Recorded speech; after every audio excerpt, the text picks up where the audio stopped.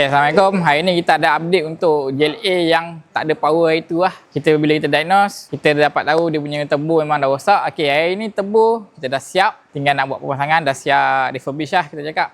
Kita dah repair balik. Kalau korang nak tahu, ni lah yang rosak itu, dia punya wastegate.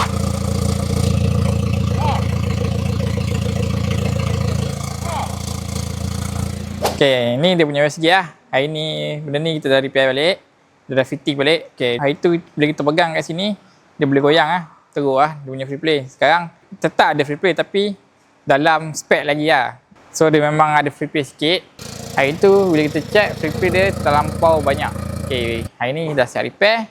Tinggal nak buat pemasangan saja. Macam aku cakap lah sebelum ni. Bila kita tak ada power, macam-macam sebab boleh jadi. Kita dah check dah. Dia punya blow off valve, tak ada masalah. Okay. Kita dah buat smoke test, tak okay, tak ada kebocoran. Tak ada kebocoran angin, tak ada air leak. Dia punya transducer pun kita dah check. Okey, last kali baru kita check dia punya turbo dan kita mendapati masalah tu daripada turbo lah. So, kita recommend kat owner untuk refurbish. Sebab apa? Kereta ni A45 AMG.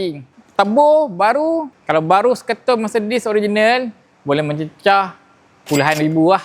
So, kita recommend kat owner untuk refurbish balik. Kita rebuild balik lah turbo ni. Owner dah boleh jimat kos lah kat situ. Kepada pengguna-pengguna Mercedes dekat luar sana, nak servis, nak checking, boleh datang dekat kita di Tasmatic Autobahn Puchong.